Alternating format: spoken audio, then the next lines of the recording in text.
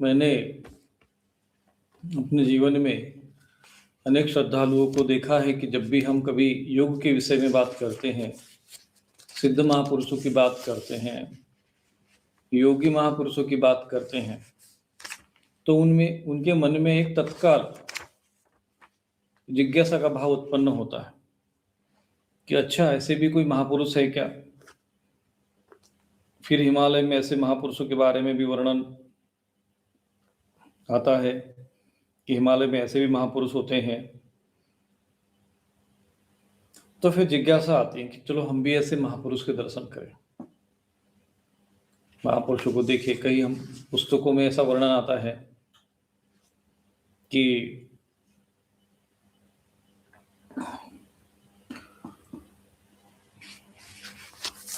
हिमालय के किसी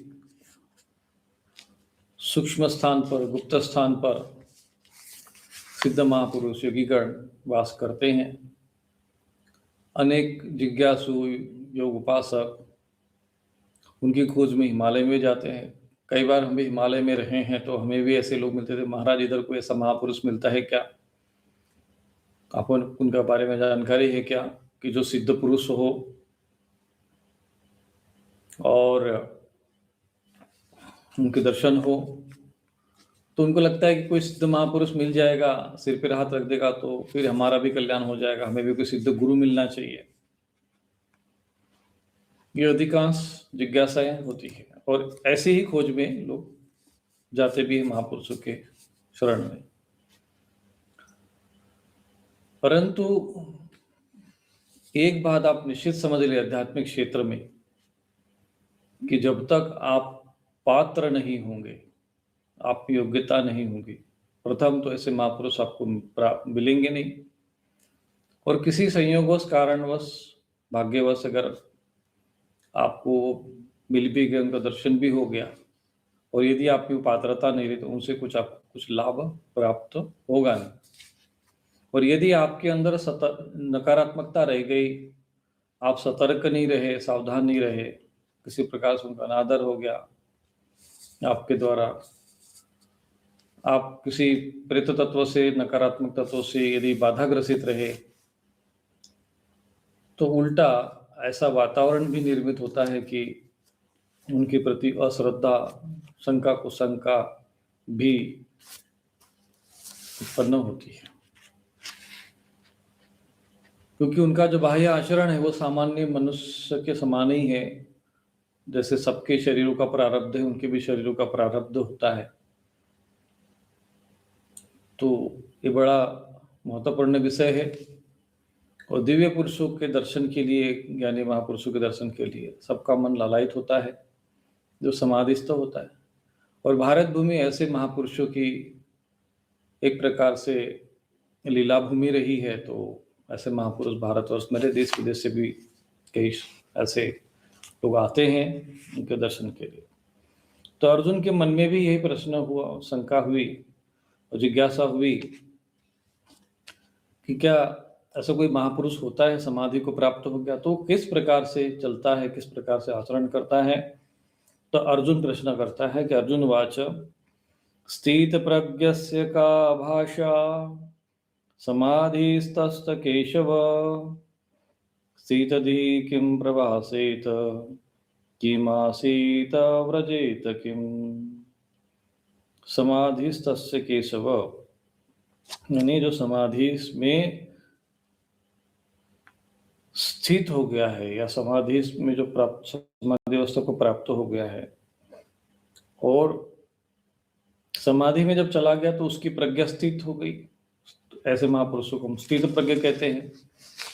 ऐसे महापुरुष को हम पंडित कहते हैं, ऐसे महापुरुष को हम ज्ञानवान कहते हैं, ऐसे ही महापुरुष को हम तत्वदर्शी कहते हैं।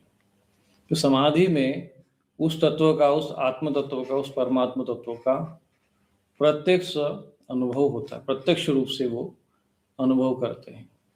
इसलिए भगवत गीता में कहा कि 4 श्रेणी के लोग होते हैं। आश्चर्यवत पश्यति कश्चिदेन, कि कुछ लोग जो है उसको, उस परम तत्व को आश्चर्य की भांति पश्यति यानी देखते हैं।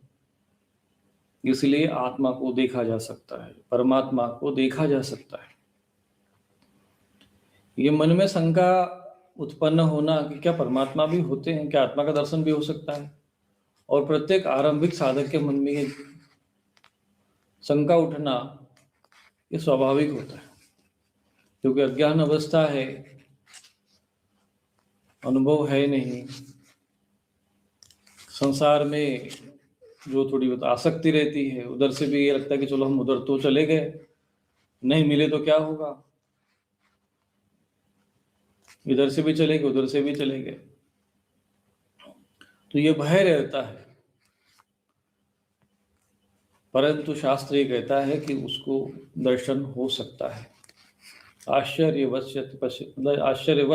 पश्यति कश्चिदेन, मैंने कई महापुरुष उसको आश्चर्य की भांति देखते हैं उस आत्म तत्व को, कई उसके बारे में वर्णन करते हैं, कई उसको सुनते हैं, और कुछ लोग सुनकर भी जो है उनको कुछ उनके बारे में नहीं समझते। ऐसे 4 श्रेणी के वर्णन आता है।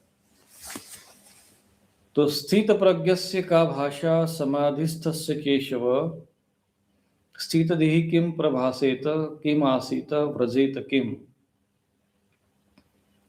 कि हे केशव तस्य स्थित प्रज्ञस्य का भाषा, स्थितदिहि किम प्रभासेत किम आसीत किम व्रजेत, क्या वो कैसे कर, अर्थात उस स्थित प्रज्ञ पुरुष का भाषा क्या है, उसको वो कैसे बोलता है, उसका लक्षण क्या है।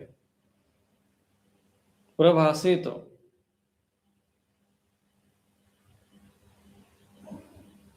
कैसे बोलता है। आसीत, आसीत माने बैठना, कैसे बैठता है।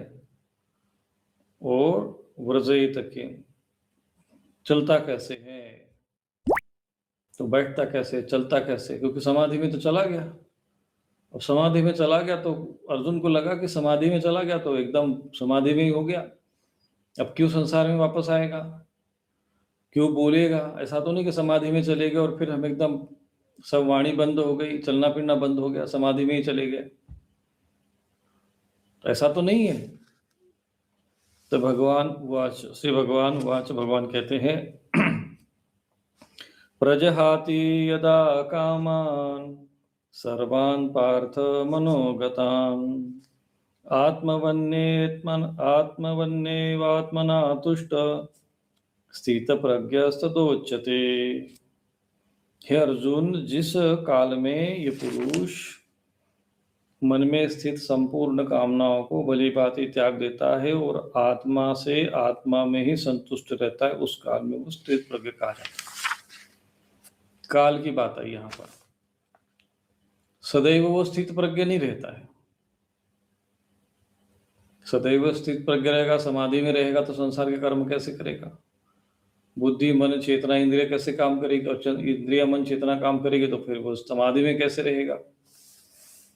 तो प्रजहाति यदा कामान सर्वान् पार्थ मनोगतान्,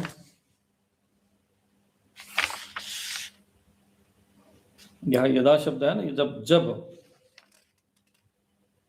वो महापुरुष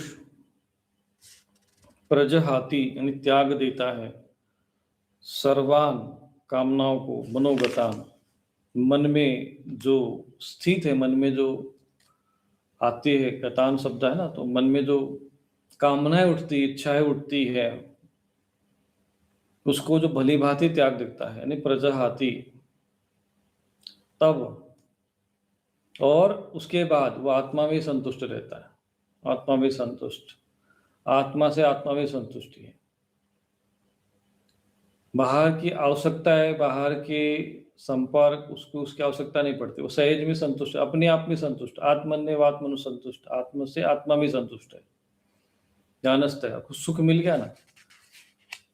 सहज सुख राशि, ईश्वरांश जीव अविनाशी, चेतन अमल सहज सुख राशि, सहज सुख राशि है।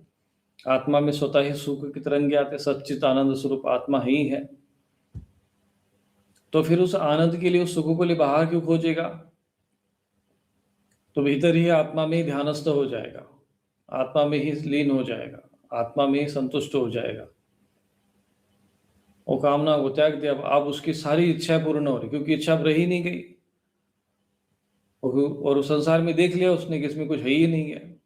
उससे ज्यादा सुख जो है आत्मा में ही है। यानी जो सोर्स है, जो पूरा जो स्रोत है सुख का, शक्ति का, शांति का, वो तो आत्मा ही है। और जब वो मिल गया, आत्मा में अनुभव हो रहा हो, आत्मा के तरंगे मन बुद्धि चित्त को आप्लावित कर रही हो, प्रभावित कर रही हो, तो फिर उसको सहज सुख मिलेगा। इंद्रिया मन बुद्धि चित्त वो भी उसमें प्रसन्न चित्त हो जाते हैं। प्रसन्न चित्त ह्यासु बुद्धि परेव तिष्ठते, भगवद गीता में आगे आएगा कि जिसकी चेतना प्रसन्न हो जाती है, आत्मा प्रसन्न, तो बुद्धि अपने आप स्थित हो जाती है। और बुद्धि कहती है बस हो गया, देख लिया ना संसार में कहीं कुछ नहीं है, मिलन है, विय हो गए, सही हो गए, आगमा पायनु नित्य, आने वाले हैं जाने वाले हैं, नश्वर है नष्ट होने वाले हैं। अब उसको आत्मा में सुख मिलता है। और ये आत्मा का सुख सबके भाग्य में नहीं होता, उसके लिए परिश्रम करना पड़ता है, उसके लिए ही दान पुण्य करना पड़ता है, उसके लिए शुभ कर्म करना पड़ता है, उसके लिए गुरु की शरणागत जाना पड़ता है। लोग बोलते गुरु के पास क्यों जाए भैया, क्यों झुके उनके आगे, क्यों प्रणाम करे? तो बोले यही आत्म सुख पाने के लिए। ये तुमको बाहर नहीं मिलेगा। तुम्हें अगर तुम सोचोगे कि नहीं ये सुख मुझे मैं पैसे से खरीद दूं, मैं खूब कठोर तपस्या करके प्राप्त कर लूं, नहीं मिलेगा। ये जब तक महापुरुषों की कृपा नहीं होती है, ईश्वर की कृपा नहीं होती है, ये सुख नहीं मिलेगा। इसलिए कहा कि तत्व विधि प्रणिपाते न परिप्रश्न से भैया, कि जाओ भगवान कृष्ण, जब भगवान ये कहते कि भाई चलो मैं हूं ही, मेरी भक्ति कर, मेरा भजन कर, फिर ये महापुरुष बीच में क्या आवश्यकता है? भगवान कहते नहीं, उनके बिना काम नहीं चलेगा। भगवान की भक्ति करनी है ना, तो फिर क्या आवश्यकता महापुरुषों की? क्यों उनके पास जाए ज्ञान मिले? आप तो ज्ञान दे ही रहे हो हमको, हम भगवद गीता से पढ़ ही लेंगे, महापुरुषों के पास कैसे क्यों जाए? बोले नहीं, ये उनकी कृपा के बिना हमको मिलेगा नहीं। इसलिए कहा कि तत्व विधि प्रणिपात है ना परिप्रश्न से, जाओ वहां पर और फिर प्रणिपात करो। तो यह आत्म सुख इतना बड़ा सुख होता है कि फिर इसके बाद सारी कामनाएं अपनी आप प्रजाहाति, इसमें शब्द आया है कि त्याग देता है। यदा कामान सर्वान पार्थ मनोगतान, मन में उत्पन्न होने वाले जितनी भी उसकी कामनाएं रहती है वो अपने आप त्याग हो जाता है, उसका स्वतः ही त्याग देता है और आत्मा में संतुष्ट हो जाता है। बस हो गया भैया, देख लिया दुनियादारी में सब।